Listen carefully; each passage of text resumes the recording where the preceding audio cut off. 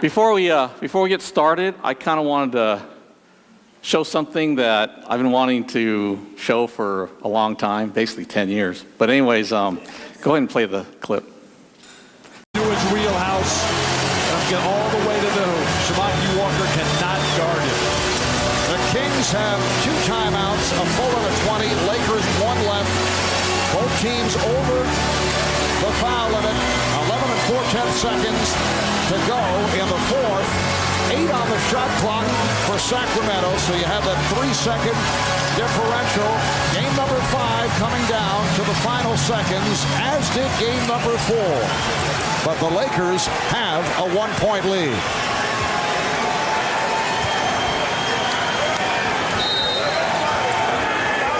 Weber back to Bibby, has the open shot.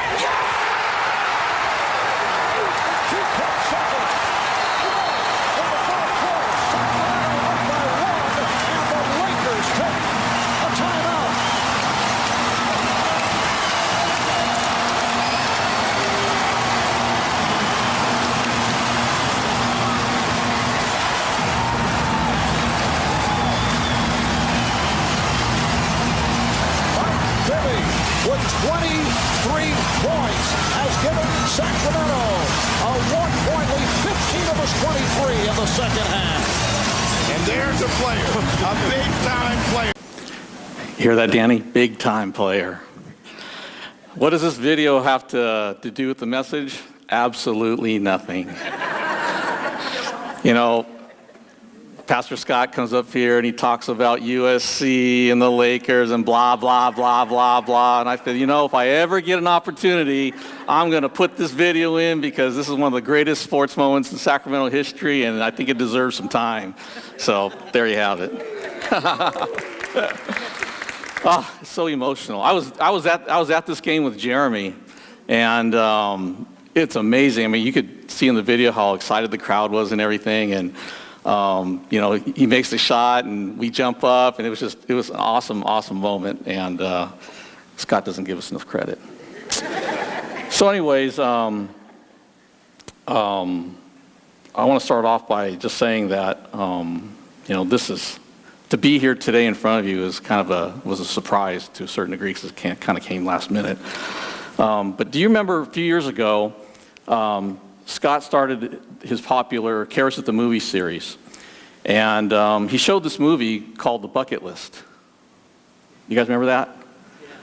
So the movie featured Jack Nicholson and Morgan Freeman and they were 2 terminally ill men who escaped from a cancer ward and head off on a road trip, this wish list of things they wanted to do before they die.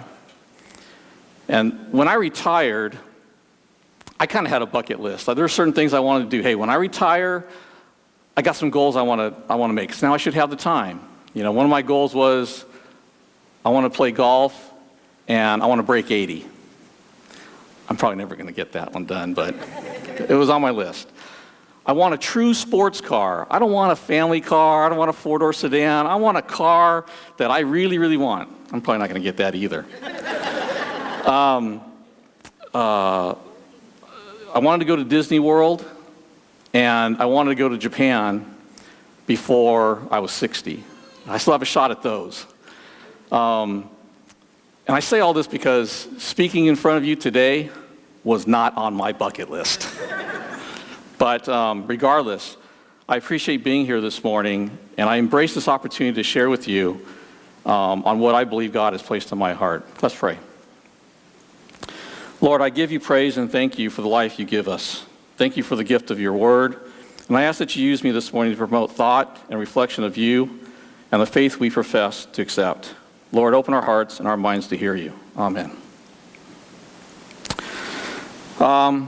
As many of you know, one of the other things that happened over the short period that I had to, what I consider a short period of time to prepare for this, is how much time and effort it takes to put a message together. And as of maybe 7:30 this morning, I think I got it down. I mean, I struggled with it. And this isn't part of the message, but I struggled with it because I realized that, you know, and as Deanna often tells me, I'm not into the Word enough. You know, that's essential. That's really something we need to do. It's just not coming to church and some of the other things we do, but you need to get involved and you need to participate and get into the Word and pray. And I realize I don't do that enough. And so it was really hard. I think it made it harder to even prepare what I did. Because I don't want to come up here and talk to you about something somebody else is writing or something else. I don't want to regurgitate somebody else's words. Because if I don't feel it, if it's not me, then I shouldn't be telling you. And so it was tough. But so what I decided to do was, I don't feel adequate to present a message per se. So I thought it would be best for me to just share more of a something more personal, and hoping that something in that will resonate with you. As many of you know, I was a Sacramento police officer for a while, and to be honest, that was never my career goal. I didn't have a career goal. I wasn't that good in school. I was good in school if I wanted to be good in school, but I didn't want to be good in school. I didn't like studying. Not that I couldn't do the work, I just didn't apply myself. I didn't realize the importance of an education until way later. And of course now, back then and now is two different things. But I didn't know what to do. I went to college because my parents told me if I'm going to live in this house, I got to go to school, and so I went to college. And I struggled. I really didn't know. So during one of these years I went, there was these law enforcement classes, and I don't know a lot of it, but it looked good. I mean, it talked about policing and whatever else, and I'll take it. And so I took a couple of classes and found out, hey, I actually did pretty good. This is interesting. I kind of like it. I ended up taking this other class, what I thought was a class, that was like a semester long, and I really don't, it was about police, but I had no idea what it was. Turns out it was a police academy that was held through City College. You pay X amount of money. I pay my money. I go to the first day. They're handing me a uniform and all this other stuff. And I'm looking at this stuff going like, wow, this is a fancy class, And next thing you know, they're yelling at me and all this other stuff and all these books and everything. And I find out that I'm going through a post class, Peace Officer Standards and Training. And it's actually a police academy sponsored by City College. There's one here. There's one in the Bay Area. And so without even knowing it, I'm actually going through this training. But I was good at it. I mean, I did well. Long story short, I ended up completing it. And right after I was done, I got a job as a reserve officer. And my career just took off after that. I served the Sacramento community for over 30 years. And I retired in 2013. I'm proud of what I accomplished, and I have learned from my experiences. I want to show you something. I'm really pro-police, obviously, and I'm very proud of the city of Sacramento and our department. And I wanted to show you a training video that they put together. It makes me even more proud of what I did and those that I served with. Can you play that?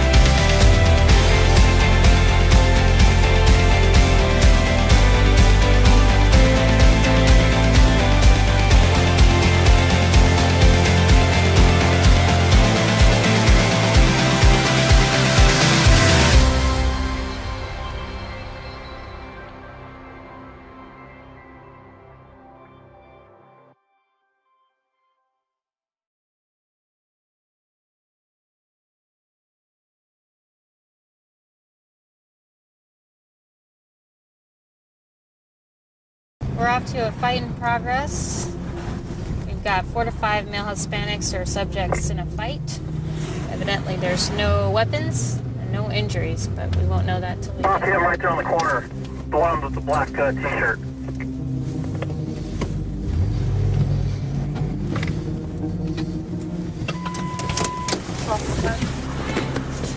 Hands up, turn around, face away from me. Interlace your hands above your head. Excuse me, they're in the way. Spread your feet. Spread your feet. Listen to me. You have any weapons on you? No. Anything that's gonna poke, prick, stick, or cut me? They're running right there. All What happened? Hold on. Hell no. Ain't nobody jump your kids, Dad. Ain't nobody jump your kids, Dad. Look at me. Here. right there. One with the beanie on them is the one. You the one that started. You the one that started all this. Hey, listen to me. Cut it out. Cut it out. Yeah. You gonna cooperate? Yeah, Or do I have to put you in the back of a car? No.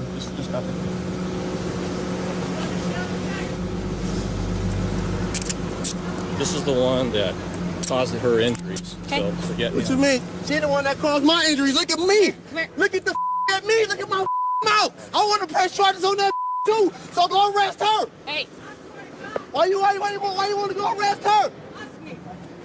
You hit me. sit down. Sit down. There's a lot more to that, but after I looked at it more, it's a little more graphic, and there's some things I did that I was kind of like, I don't know if people want to see this stuff. So I decided just to show you the front part, just to give you an idea that, yeah, I was actually out there, and I really did these things. And but like I said, after I reviewed it, I listened to it carefully and was like, oh, did I really do that? Okay, so, but anyways, do you remember the show called Cops? So this is one of the episodes of Cops. They came down to Sacramento numerous times. I was involved in several of the different, I guess, episodes or scenes that they have, whatever else. They actually wanted me to take these guys around in my car and do whatever else. I said, oh, no way. I don't want to be on, I don't want to be on, videotaped everything I did. This is an actual call that we went on. It's not a major deal. It's a domestic violence kind of a situation, and it's kind of one of those ones where she probably was just as guilty as he was. But it just goes to show that what goes on out there is real, and there's just some things that some people don't understand. I had a good time. I was fortunate to have a very good career. I did a lot of things. I was in the Marine unit or the boat unit. I rode bikes. I was in backgrounds in recruiting. I worked for Regional Transit Police Services, and I did some stuff for them. I actually built their video center. I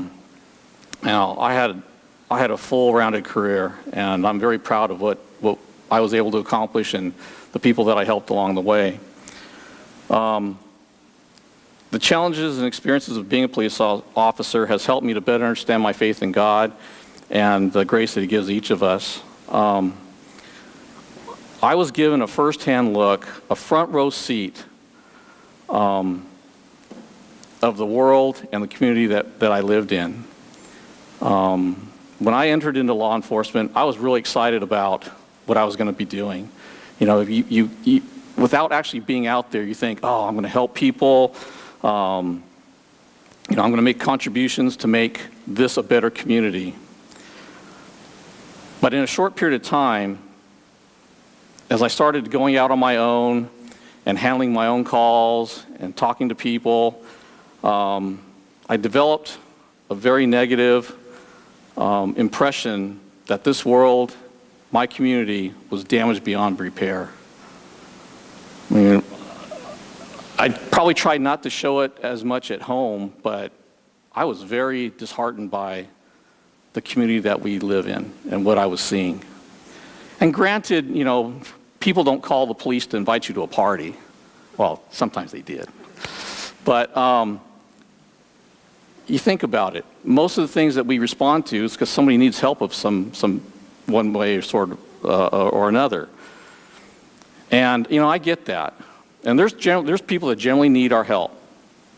But a lot of it is just like, what is wrong with people? what are you thinking? Why does this exist? And it's tough. I mean, it changes you. I would like to think, and most people probably tell me I'm wrong, but I'd like to think that before I started, I was a nice guy.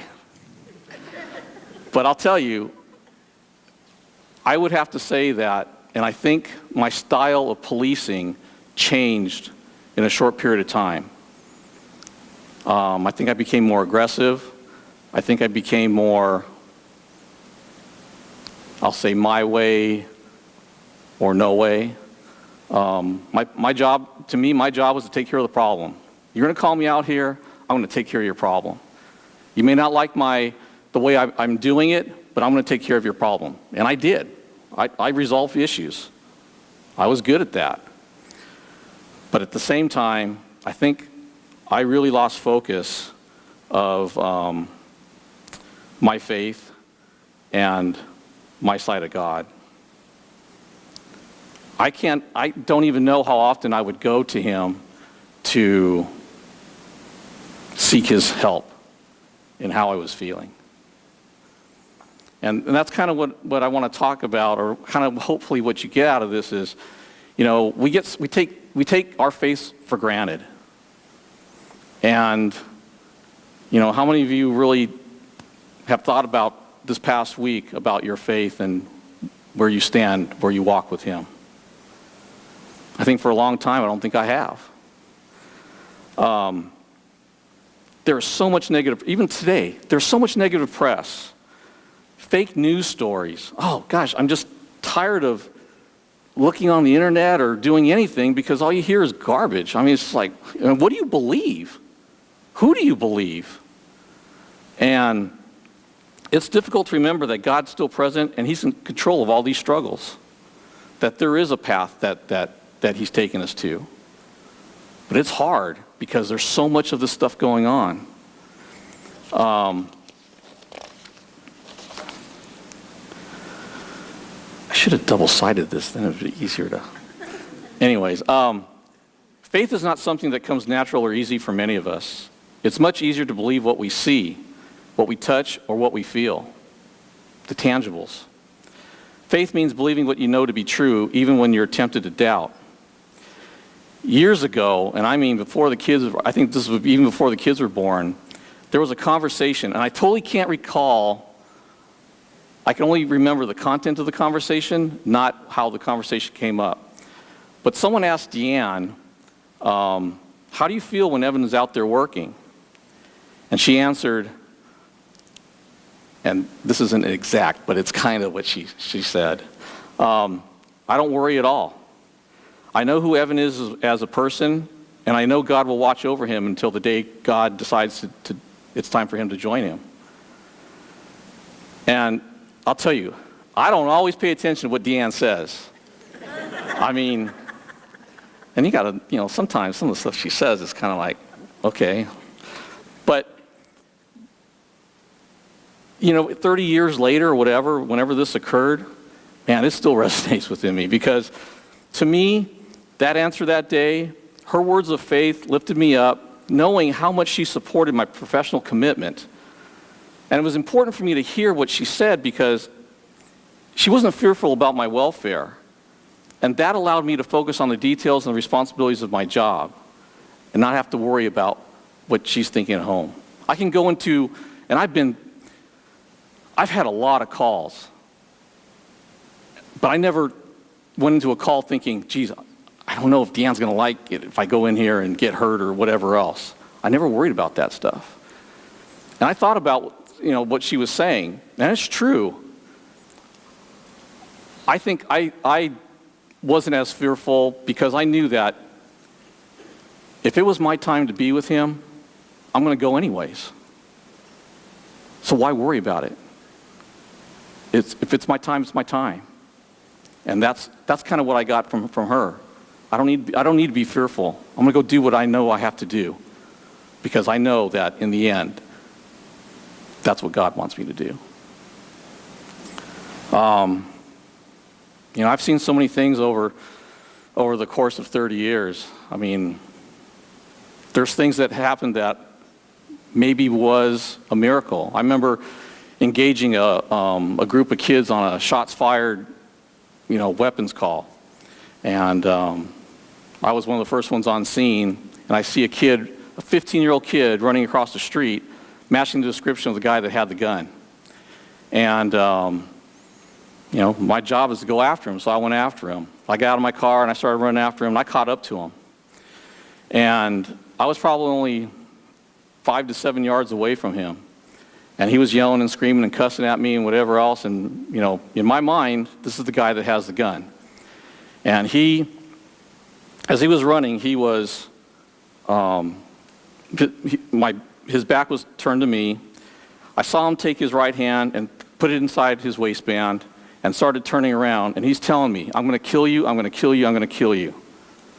And I'm thinking, uh-oh, I'm going to actually kill somebody today. A 15-year-old kid. I'm going to kill a 15-year-old kid. And as he turned around, I already had my gun out, and I'm screaming and yelling at him, don't do it, don't do it. You're going to die, don't do it. Drop the gun, drop the gun. And he still was only partially turned around. So I stood my ground, I locked up, I pointed my gun at him, and I'm thinking, I'm going to kill him. I'm going to kill him, I'm going to kill him. And as he turned around, I don't know, to this day, I do not know how I did not pull that trigger. I had my finger on the trigger. It was semi-pressed. I was ready to do it. I think I would have been justified in doing it. But as he turned around, for one split second, I flinched, and I held it. And as he turned around, a vodka bottle was in his hand. I don't know how I did not pull that trigger and kill him that day. I have other stories like that too. There's certain things I can't explain. How did that happen? I mean, that kid's probably around doing something. Maybe he's doing something great today. I don't know. But, I can't believe how often, God's there and you don't even think about it. Good for him, good for me. We go through our careers. One of our career goals is you're given, the safety equipment. My goal was to never have to use that weapon against somebody else. If you did that, you had a successful career.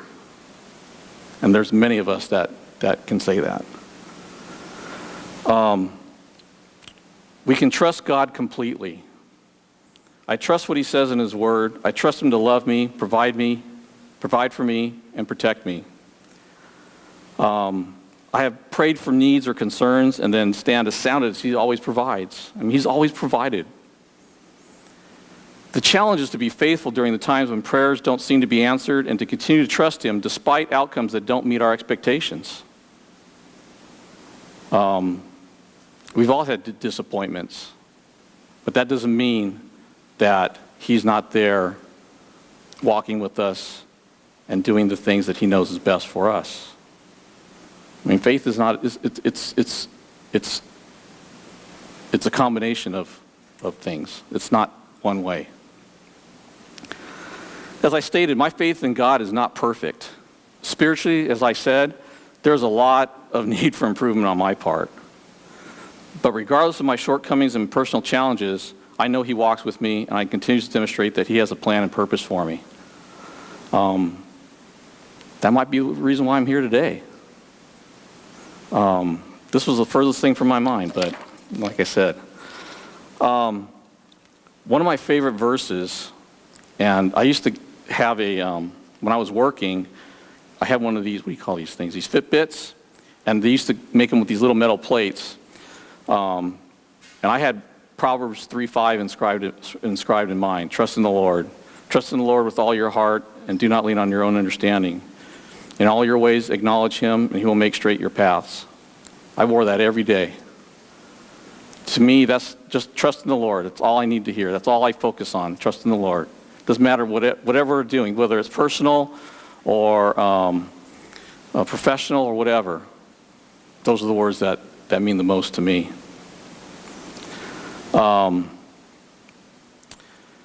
I hope leaving from here today, I wish I had that 3-minute video because it's really, but leaving here today, like I said, I just wanted to hopefully provoke some thought into your own lives about your faith in God. Just remember that, you know, He's our focus, and like I said, I can't. There's so many things that I could tell you about things that have happened to me personally, and I think everybody here has the same stories, or has stories, you know, of the same meaning. And you know, it'd be great for you to be up here and share those with us. But anyways, I do appreciate the time to come up here and share. I'm hoping that if I get asked again, that I will be a little bit more dialed into the Word to present something of substance. Let's close with prayer. Father, thank you for always being present and active in my life. I pray that I never take your love and sacrifices for granted, for I know my faith is why I'm here today. Bless everyone in this room, Lord, and I ask that your hand be protection on them throughout the rest of the week. Amen.